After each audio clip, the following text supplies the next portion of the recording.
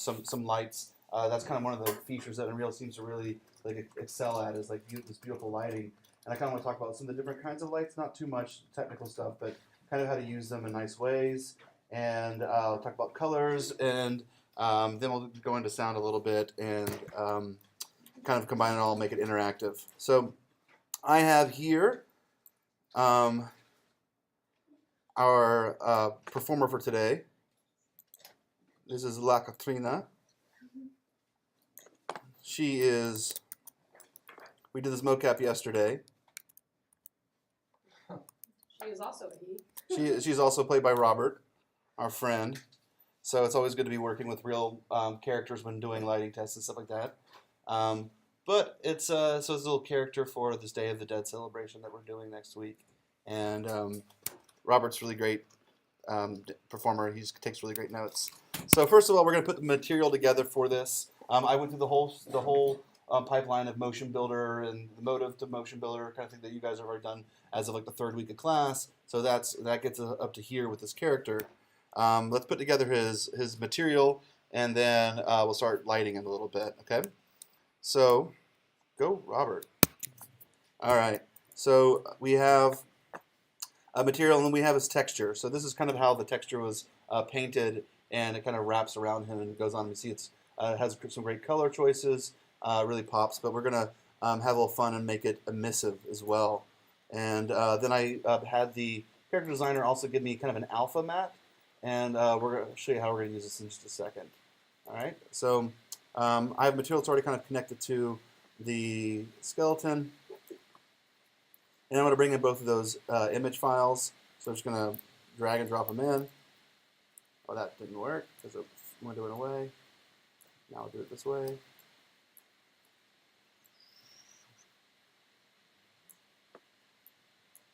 going to be difficult on me, isn't it?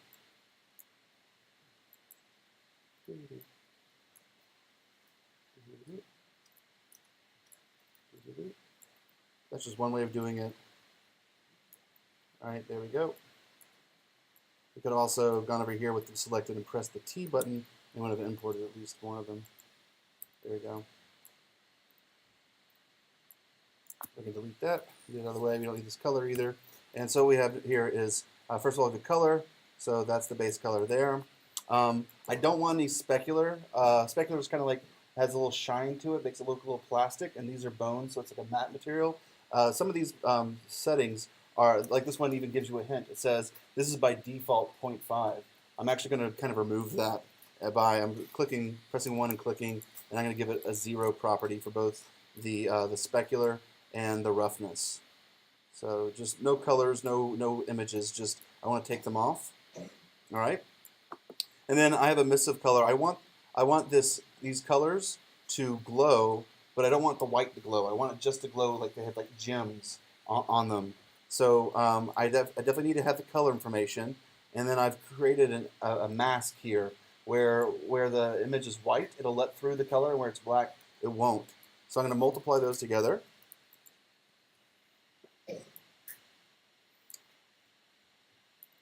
Great. And then I also want to be able to go brighter than 1. So I'm going to multiply that just by like a parameter, scalar parameter. And it'll be called, first of all, just make a constant right there. But I want to give it a name so I can drive it inside the world. So I can convert it to a parameter, and we'll just call it glow. Cool, and I'll give it a default as 20.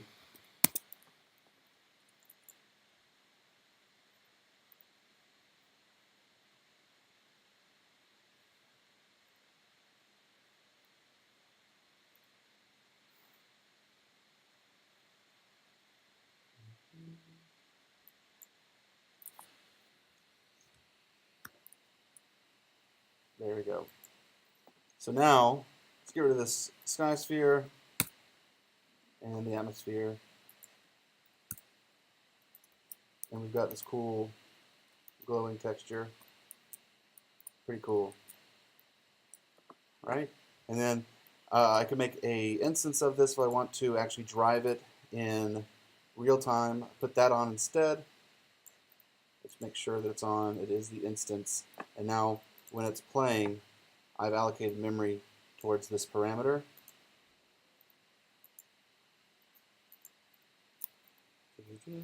Shift F1, get my mouse back, come back over to here,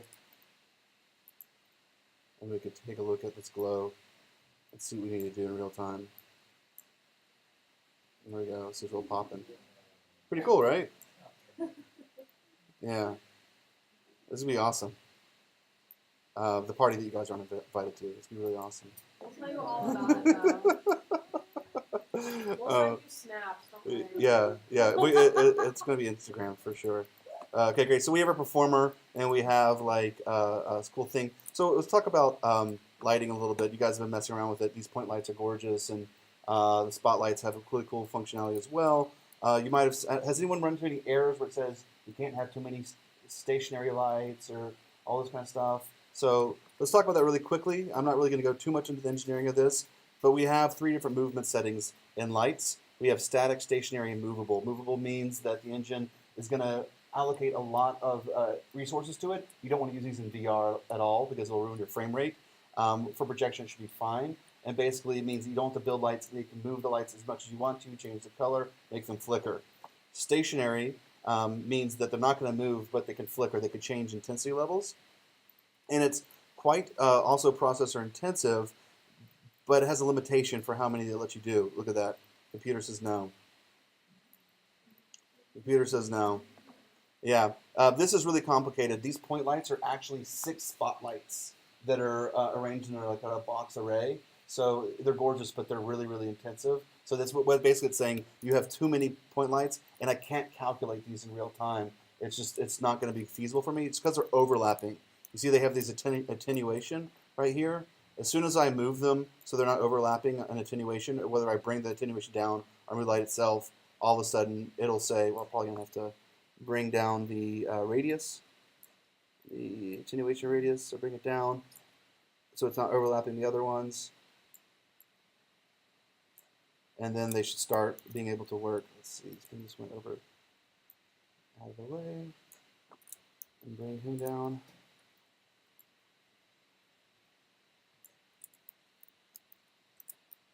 And yeah, so this is just kind of a thing to fiddle with. And now you see that I don't have any overlapping. And look, now I can use these lights. But the other way of using lights is to not actually use them as lights at all, but to just bake them into the textures themselves. And this is a feature where you might have seen your lighting needs to be baked. They'll have the red air kind of on the top left. So what it's asking you to do is build your lighting. And let's put a cube here, so it has shadows, right? So these lights here, and it's got its shadow right there. I'm going to build this lighting only, and it's going to go through and it's going to start pinging all these, like it's going to send all these ray casts out, and it's going to figure out where all those lights going, and then it's now turned this into a texture, and these are no longer lights whatsoever. This is completely the easiest way for the engine to compute lighting, and it's basically it's not a light at all. It's just been lit and it's baked in. The proof of that is that if I move this box, its shadow is still there. It's literally baked into the texture of that floor. All right, so that's just kind of like a quick overview of lighting in Unreal. We're doing projection, and you can do more processor-intensive stuff. If you're just trying to prototype, maybe I don't know why everything always comes in stationary. Maybe make it movable, and that makes it a lot easier. Don't get any errors. You don't have any, it just allocates a lot of resources to all your lights. All right. So these lights can also move, and they can have colors. Just take a look at that real quick. I don't know if you guys have seen this video. It gives you an idea about how much lighting changes.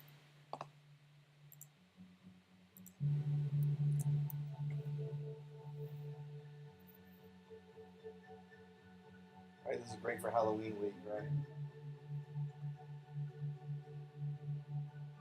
So a single, what would be like a point light here, is really changing the way the contours of her face look. I could put a link for that if you guys want to check out some more stuff. She starts moving her hands, and it gets really crazy. I made a week 8 for Slack over there. Okay, great. So we also can have lights inside, colored lights inside our world too. So these move, but they also you can paint with them as well. So let's change the color a little bit, and like see that we could do like a little orange as a front light, and then give it a cool backlight with a little bit of blue. This is these are contrasting colors, and in fact, where they meet up in the center will be because going to the other side of the wheel, it'll meet up in the center and they'll be white actually. This idea of painting with light can really be interesting, and you'll bring down the emissive so it's not so noticeable. There you go. Cool. Now we can see the face. You saw before we couldn't see the face at all because of the shadows. Now we're lighting the character so it can be seen. It's being lit from underneath. So these point lights, they only matter where the position is. You can rotate them, it won't change a darn thing. And then the directional lights are the exact opposite. A directional light can be moved around anywhere and it doesn't change anything, it's just how it's rotated. And the best example of that is the sky sphere that you start off with, and its directional light that's being the sun. So here, just like the video we just saw, I can rotate it around and we can see how the lights and things change on its face, right? Cool. If you're looking at different kind of color palettes, I suggest checking out Adobe Cooler, which is pretty cool. And it helps you come up with some cool color schemes. And you can look at different kind of like, we were talking about complementary, right? The blue and the orange are across from each other. And they're really, this is a classic, why are all movies orange and blue? Every movie looks orange and blue, right? It's because it works. It's really contrasting. It adds the warmth and it adds coolness. It's just goes on and on forever. All movies are orange and blue. There you go. Except for The Matrix, which is green. Yeah, now you'll see it all the time. You're like, it's all orange and blue. That's great. Okay, so these lights can be turned off and on, as I said, and then be rotated around, and we can get into the blueprints in a second, but we're going to do that through interactivity. I want to jump into sound really quickly. So we haven't really talked that much about the audio capabilities. What's cool about Unreal is that you can spatialize audio. It has a few specific parameters for being able to recognize audio. As of right now, the next engine version is blowing that wide open. They're actually redesigning and how it does audio altogether. I haven't had a chance to caught up with that, but the basic principles will still apply. We can find audio out in the world. There is a lot of royalty-free stuff. I don't know if you guys have ever been to archive.org. There's a lot of Creative Commons stuff here. Even like famous musicians and stuff like that. I think Nine Inch Nails has 2 different albums up on here that you're allowed to use for anything you want, to remix and stuff. So I know Moby does that as well. And books on tape, Grateful Dead, a lot of Grateful Dead. More Grateful Dead than you need. More Grateful Dead than I need. There's Audacity. If you're looking for a free audio editor, so that's something for Mac and Windows. Take a look at that. I'll send a link out for that. Sad news. Okay, well. Anyway, we're moving on. I don't know. We'll have to find out later on. It's still around. And then I've been using this program called Audition, which is part of Adobe's Creative Cloud. And basically it was a program in like 1995 called Cool Edit Pro. And Adobe bought it finally. And this is, it's been very simplified, but I like it for what I need to do for the game engine. So we can go to any kind of, we can go to freesound.org and get some more, like this has like a lot of field recordings and stuff. You have to log in.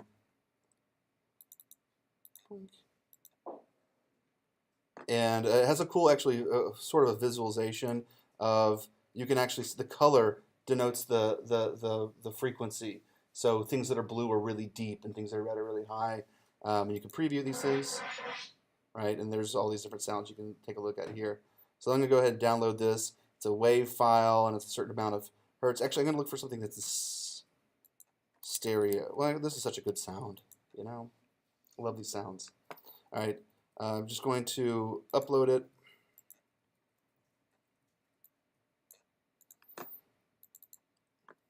Great. So this is Audition is not going out. The Crestron. Do. Yes. And again. All right. Cool. So for audio, it can be.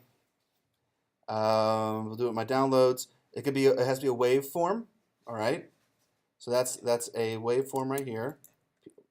And then the sample. This is CD quality.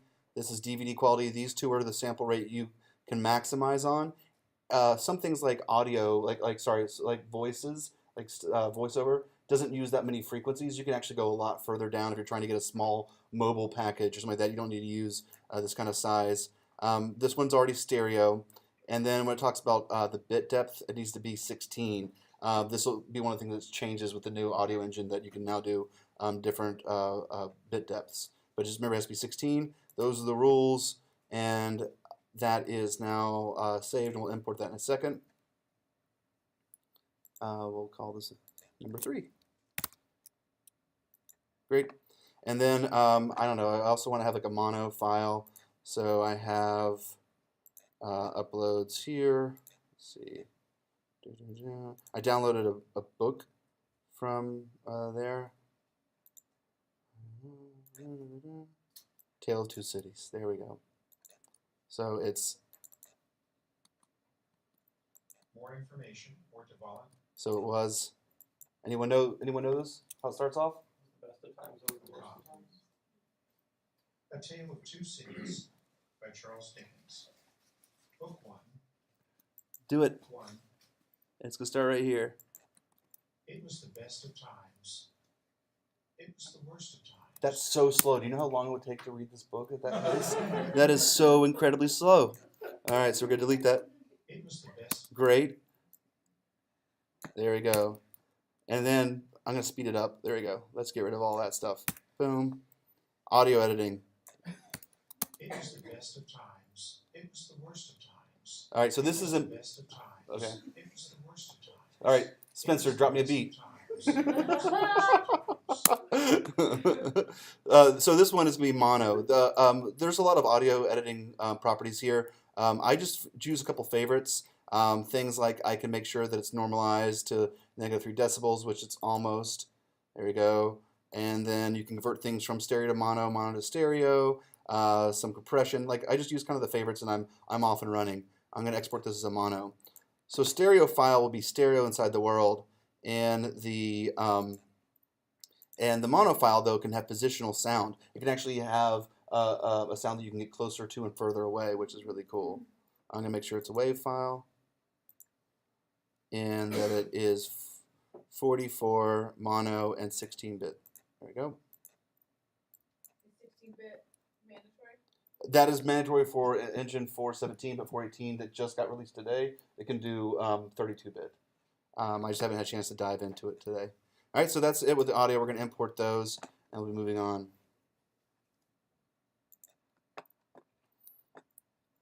So let's just make one for audio.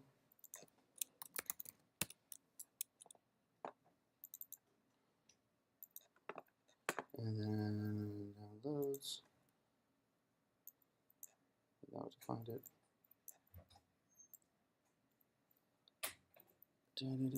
Tale of Two Cities WAV file.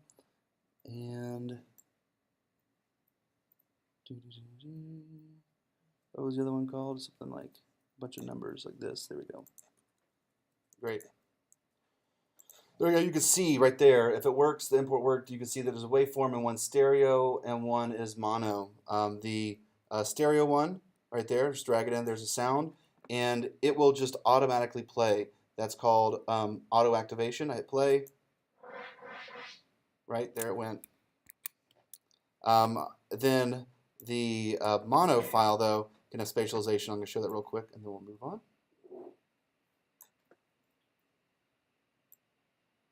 Boom. All right. And let's go ahead and take the other one out real quick. And then we're going to override attenuation. The same way the light had attenuation, we can override attenuation here. There we go. So at the inner circle is where it starts to fall off, and at the outer circle is where it completely will be silent. So you can create localized sound that you get closer and further away from. So this is how if you like put a sound on a tracker, you could make sure that it didn't fill the entire room and only certain areas would be able to hear it. So I'm just going to bring that in.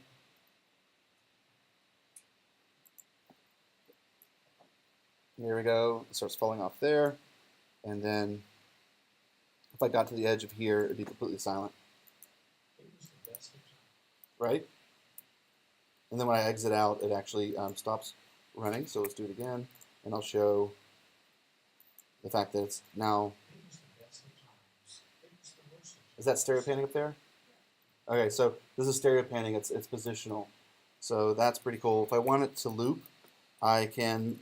Audio has its own kind of blueprint.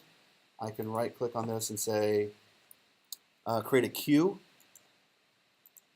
And a queue is operating the same way. It just has an option to loop. It's looping, save, and there's a lot of things you get into here for fun.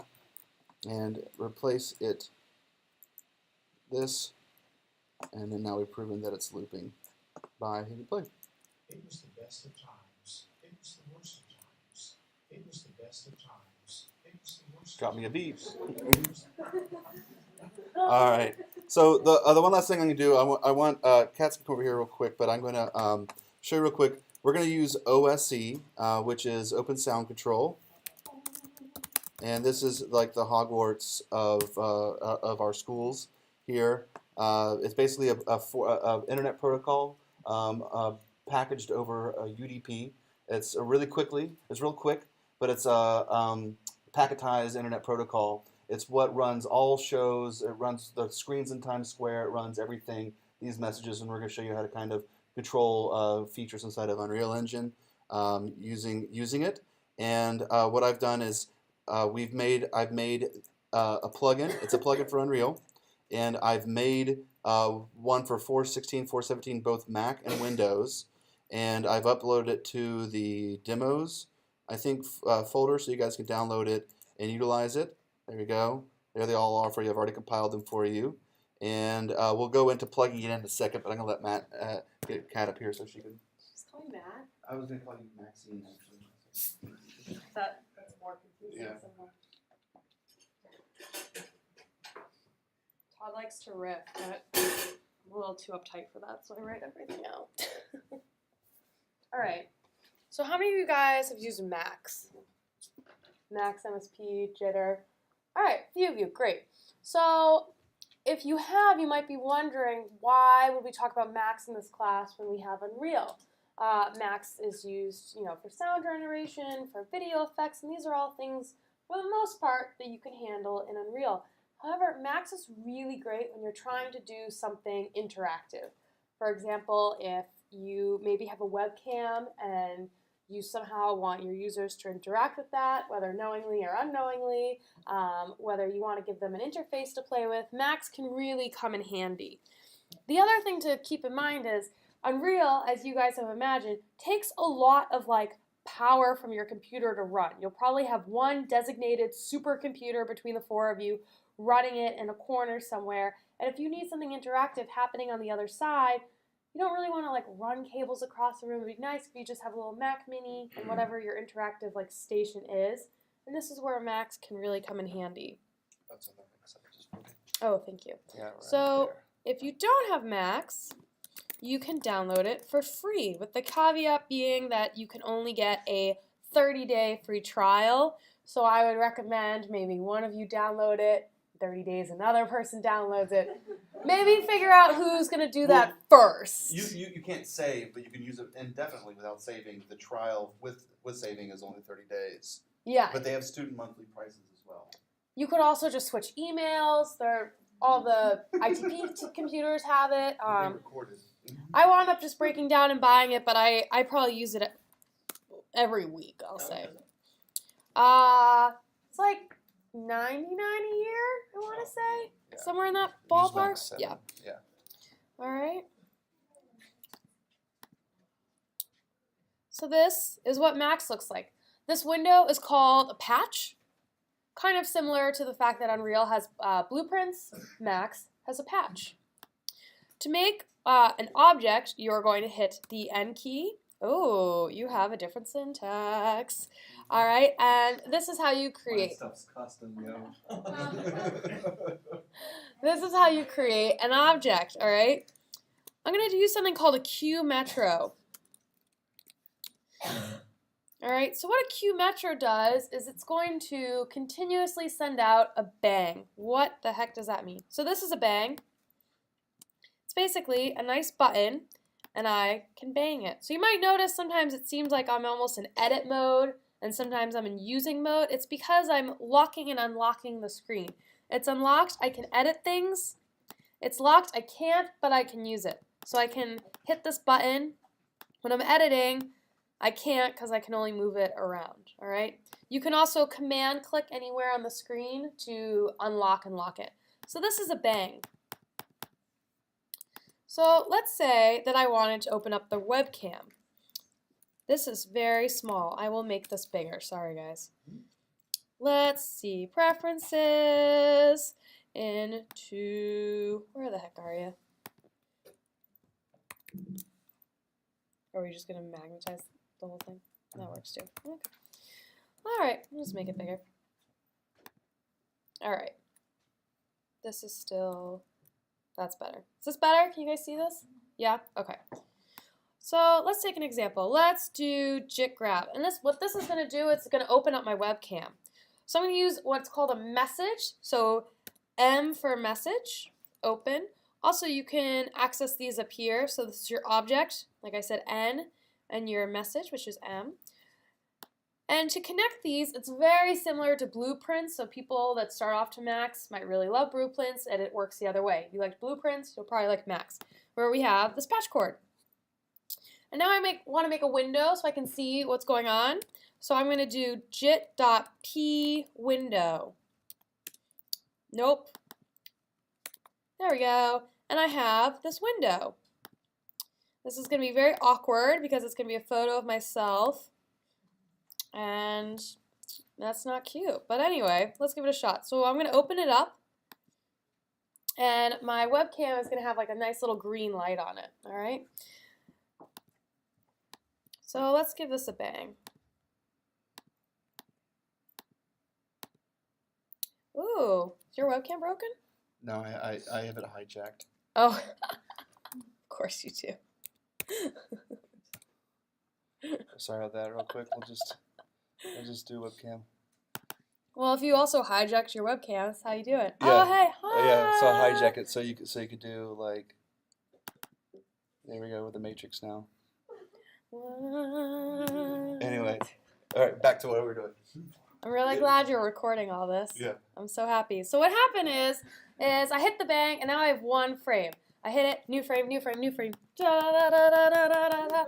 But I don't want to do that. I want a video. So what needs to happen is I essentially need to send it a bang like all the time. This is why Q Metro is really handy. So if I took Q Metro to my little bang object, I'm going to create a toggle. So a toggle is similar to a bang, but it sends out a continuous output. So when it's on, it's always on. When it's off, it's off.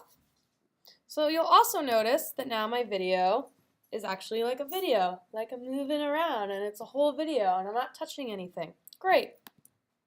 This was fun. I'm going to get rid of this and we're just going to go straight into JIT grab. All right. Cool. So one nice easy trick is you can make, I will be honest, Luc Dubois coined this term, hipster burglar alarm. Circa, I think, 2015? Yeah. So I want to make this black and white. So I'm going to do JIT RGB to Luma. So this will convert my image, which because it's coming from my webcam is an RGB image, RGB red, green, blue, and converting it to Luma is going to make it black and white. So now I'm black and white. Woo! That looks like it's in color, but it looks black and white on my screen. Oh, because my computer, right?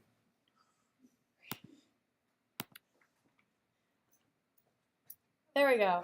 That was so... I was like, I know I'm right because it's right on mine. I don't know why it's right up there. So I'm now... trying to leave you alone and not interfere. I like when you interfere. I hate when you hijack this shit. All right. So now we're like black and white. So what can we do with this? Well, we can get some numerical values out of this. So I'm going to call this guy. So what does this mean? The really great thing about Max is, well, it's pros and cons. There are thousands of objects. There are objects that can do everything you've ever imagined and a few things you never have. And so it would be a waste of space to remember all of them. So if you come across an object that's doing something really cool but you don't quite understand it, you can right-click on it and open the help window. There, which will crash Max. Does that what just happened? Yeah. Damn it. That's not what I wanted. Yeah. All right, well, we'll just try again. And Max will cover your edits. Well, I'll turn on my webcam, so that's exciting. That's also a fun thing with Max.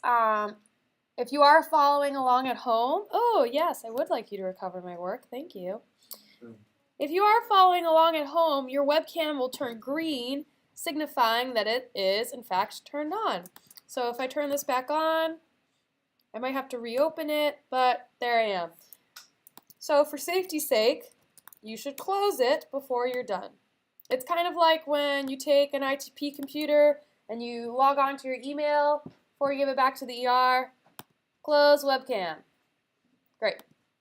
So now it's open. Hello. All right, let's try this one more time.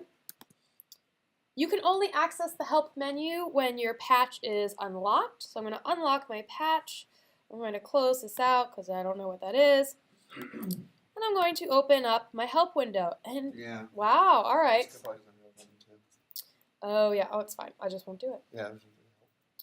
So what this function does is it's going to return 3 numerical values. Essentially, it's going to quantify this image for us, and it's called 3M because if we look at our output and just hover over, we're going to get the minimum value.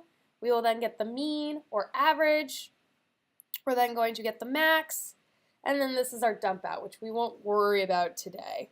All right, so we are going to put this over here, which now I'm thinking is not the right thing, and now I want to check because I just remembered how to do this. Oh yeah, wrong one. We want it here. There we go.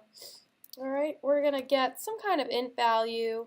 I think actually it's a float. So to get an int, we put an I for integer. I think it's a float, so that's an F. I want the mean. All right, and let's get some numbers. So I'm going to turn this back on, open this up, and now I have some numbers. So you'll notice I'm very still, which is hard for me. The flickering light behind you. Oh, the flickering light. Oh, this will be fun. All right, we'll see how this goes. The number stays pretty consistent. If I start messing with it, that number is really going to iterate, okay? So I want to capture this. So I want to see if anything changes. Because clearly it's indicating to me that if there's some kind of change that I'm moving around in the system, and if I'm still, it'll go down. And then I'm moving, and then I'm still. Great. So let's try and like come up with some threshold. So I'm going to use this object called change. And what this does is that you can send this a bunch of different numbers. It's going to only output the number if it's different than the previous number you gave it. All right? But it seems like it's only really detecting, like it's always changing. You know, I'm moving, I'm breathing, the webcam isn't at the highest resolution, there's a flickering light behind me. So let's see, I only want it if it goes like past 100. So I'm gonna make a new object and say Let's only do this if you're over 100. Great. All right. Thank you, because, oh, why did I do? Oh, well, first off, this is a float value.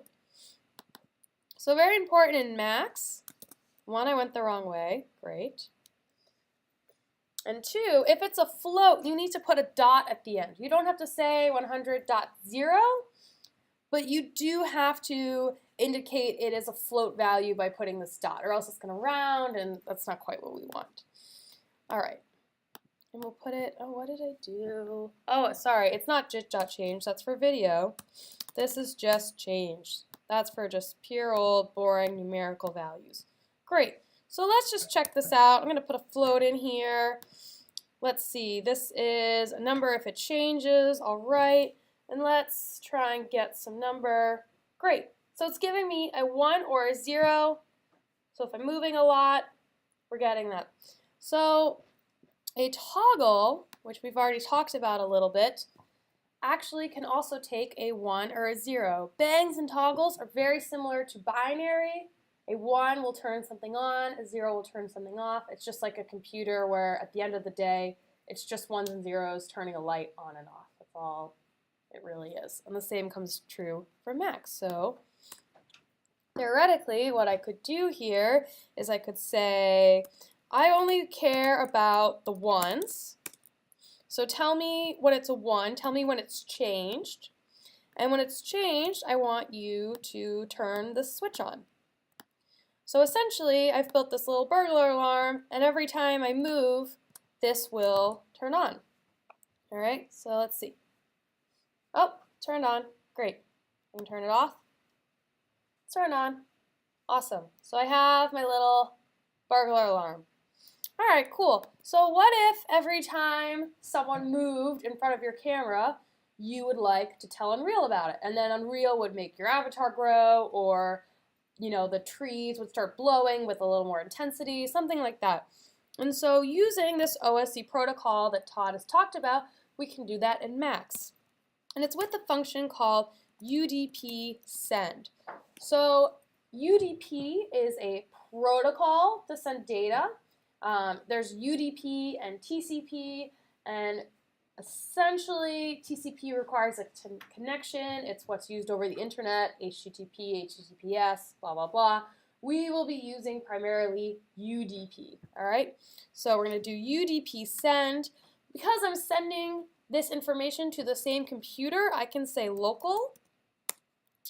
If you were sending it to a different computer, you would just put the IP address of that computer.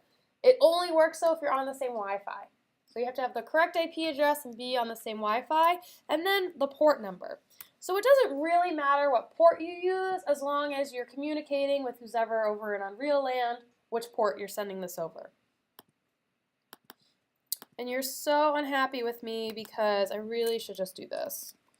Yeah, 127.0. Thank you.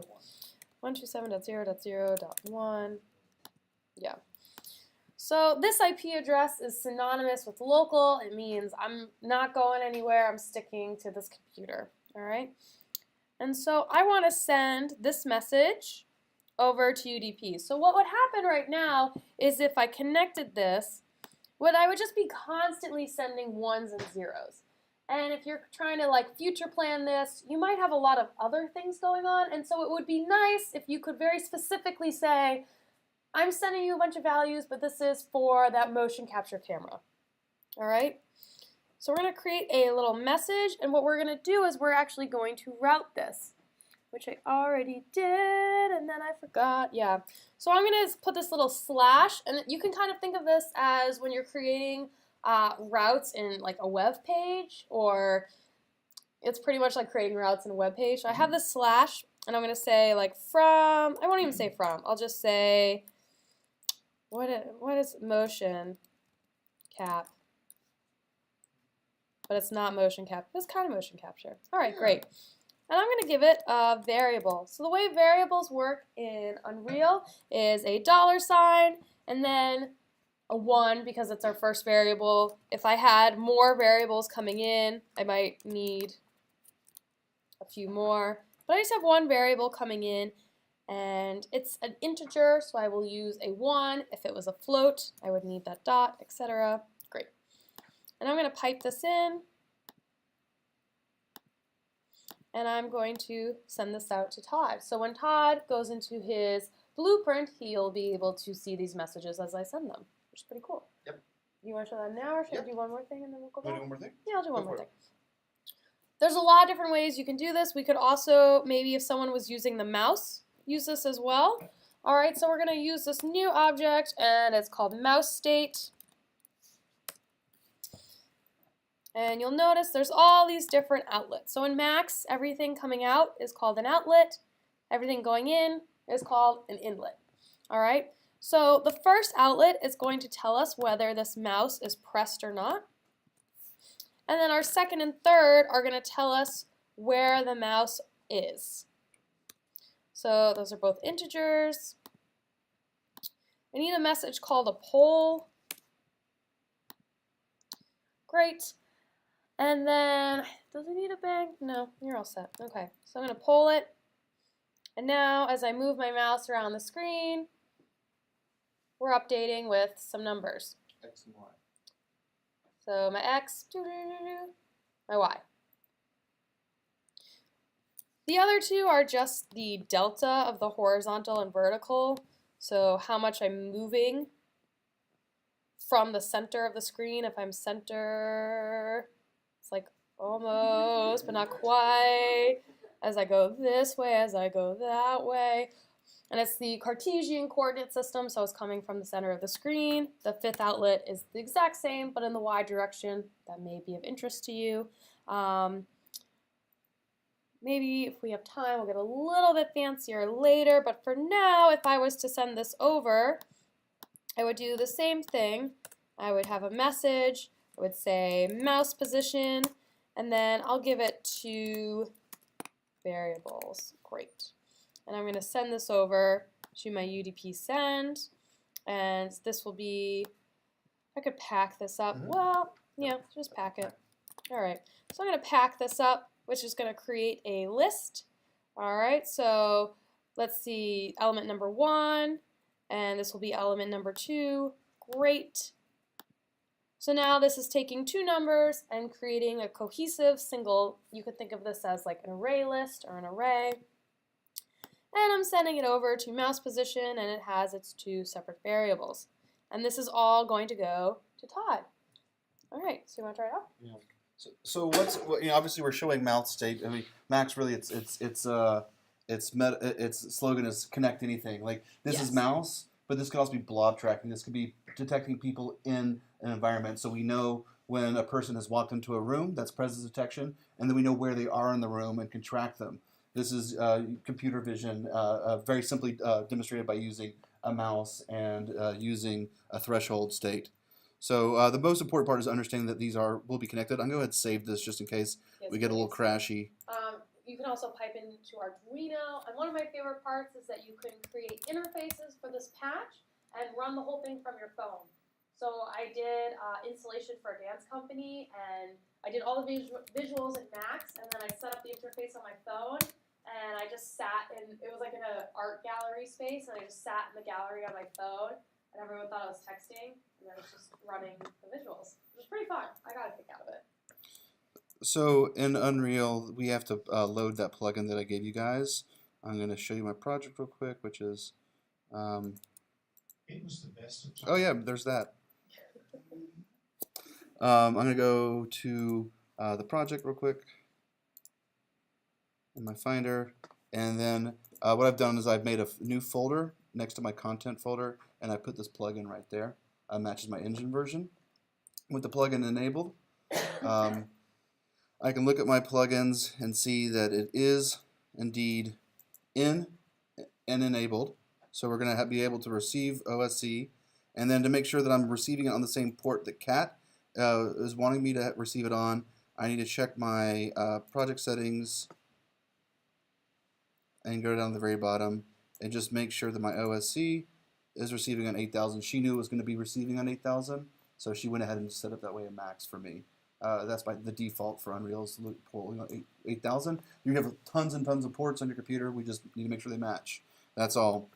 So I will take a light, and I will go to blueprints, and I'll make a new blueprint class, an actor, just something that's living in the world.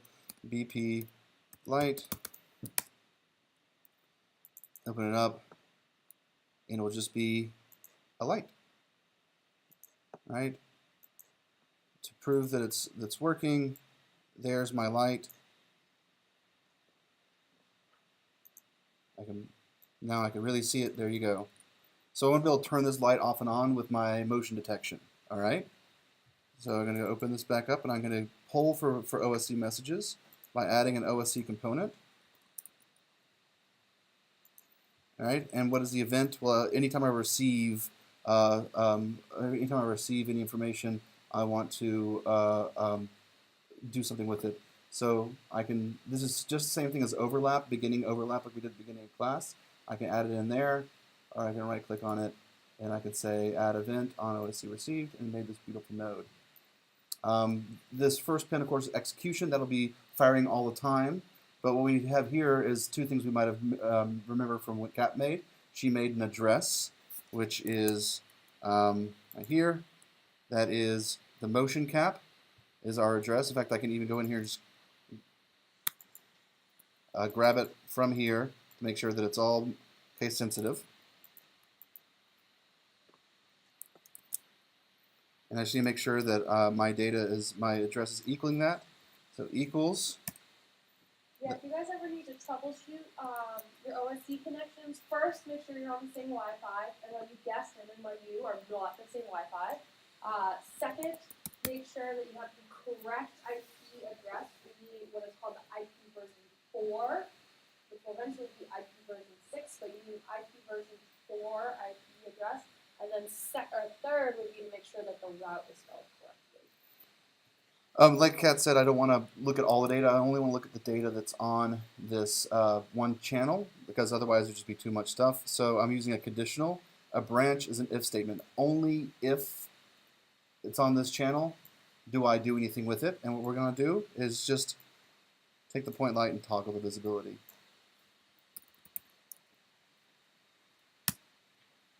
All right, so when our hipster detection goes off, it might not detect me, I'm too old, but you might detect you. We'll have to see. So let's just go over here.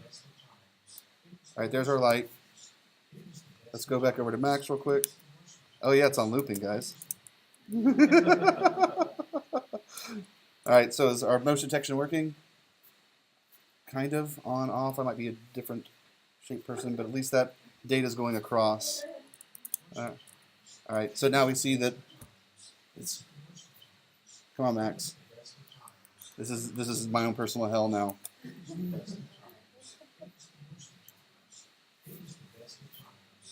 There you go. See light going off and on? All right, so this is a proof of concept that you guys now will all know what the first line of Tale of Two Cities is. And then we're over that. Okay, so that's the magic right there, is that we've just created this whole like interactive installation now based off of like just about 20 minutes of programming, and I have a class where I can make many instances of that class. And let's say I get rid of the other lights, all the lights.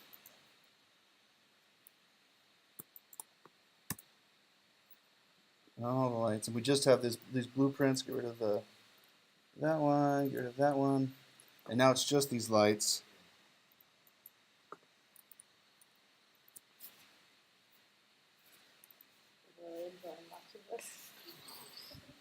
Waving at computers. Let's take all these lights. Stop real quick, and bring these above ground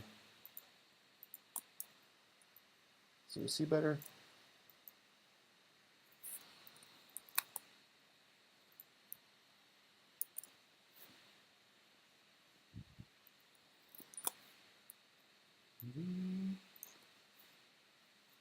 Well, there you go.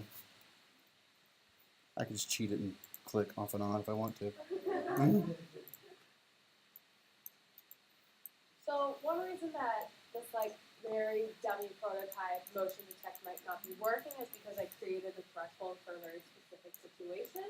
And so whenever, and this applies to Unreal, to Max, really to anything, whenever you are creating these what are called hard values or like not variable values for anything interactive, you're kind of setting yourself up for failure. So you always need to be creating situations where it has some sort of sliding scale, or it's very easy to adjust it on site. Maybe every site you'll set a hard value, or it's something that you can kind of fix in the moment. So one tactic to that is saving all of the max values and all the mid values and finding what that middle value is, and just they don't continuously update because they're constantly getting new max and mid values.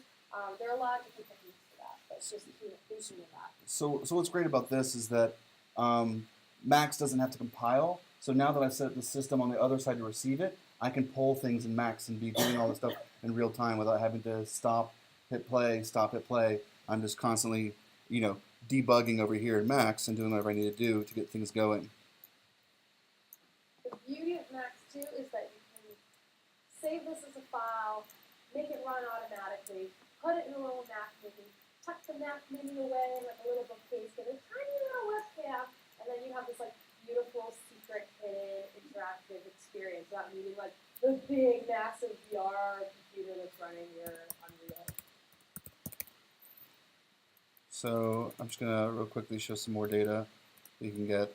So we have this color picker, and I'm going to. Oh yeah, you want to put some bodies in? This will be fine. We're gonna put it on a channel called RGB. Great, and this color picker is just like a way of changing like color settings. And as I send this through, it's sending out 3 values, which are RG and a B, right? So now here in Unreal, I'm going to stop it and I'm going to change this light thing that we have. And I'm going to look for some more stuff. I'm going to look for, first of all, that it equals RGB, that channel. Okay. If it's not this one, then let's pull for this one. So here's our next conditional. And then we're looking data. This before was just a bool. We're now going to look for some values. And I'm going to look for some float values. What's called popping a float. You like take one off, like there's a layer of hats. There's many, many hats. And I want to take off the R. Then I'm going to take off the G. And then I'm going to take off the B. And then this is going to be one of those things where you guys, it might make more sense to do this in Unreal. This is also something you could do in Max where you would just send it as separate routes. You could have the red route, the blue route, and the green route. And most of the time there's not a right answer, it's just whatever works more. Maybe your blueprint's getting a little crowded, maybe your Max patch is getting a little crowded, but all of these like little finessing syntactic things can be done on both sides. So I'm going to drive the light color for R, G, and B, keeping the alpha at 1. All right. So let's hit play. Come over here to Max.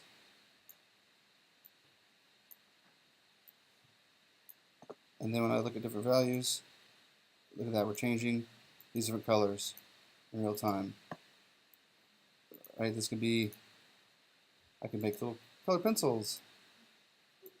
Actually, what I'm doing wrong is I'm sending out from 0 to 255, and this is from a 0 to 1. I can either do some math real quickly. I just happen to know that this color picker happens to have a way of going to it and say, output the new style. Now you can see that if I lock it and I pick colors, it's from 0 to 1. All right, and now that my colors will be right over here. So look again, I was debugging in Max, didn't have to redo anything in Unreal. It was ready to receive the data, and I'm just scaling it in Max in real time. There's anything you want it to be anytime. So these are just some quick demos you know, if you really want to make things look like moss. No, this is a quick demo to show some interactivity and the pipeline that you have. This can be done with processing. This can be done with Arduino. This can be done with all this kind of stuff. This is just a gateway into bore into. This could be MIDI controllers. Maybe we'll show some MIDI controller stuff so you know how to do that kind of stuff. But yeah, this is a way to really enhance and make live shows out of the connection between Max and the rendering of Unreal. And isn't it just the greatest dance? You can also hook up DMX lights to a Max pad, which is pretty fun. So if anyone gets on stage with DMX lighting, we can talk about that. All right. So I gave you guys the plugins for downloading. Mess around with this kind of stuff. This might be a little bit of a learning curve. So you know, do it with me in office hours. I have different examples. There's examples that come with the plugin of sending out data for the position. Being able to change the position from Max, all that kind of stuff. There's some example projects that come with the plugin. If you want to compile your own, I'll show you how to do that later on. But in general, it's on GitHub. It's called OSC4. It's found right here. But it has to be compiled, and I went ahead and did that for you so you don't have to worry about it. Right? There's lots of tutorials for Max. There's a million example files, which are super duper helpful. But yeah, always can talk to me or to Todd, and we'll be happy to help. All right. That's it. All right, mind blown. Cool.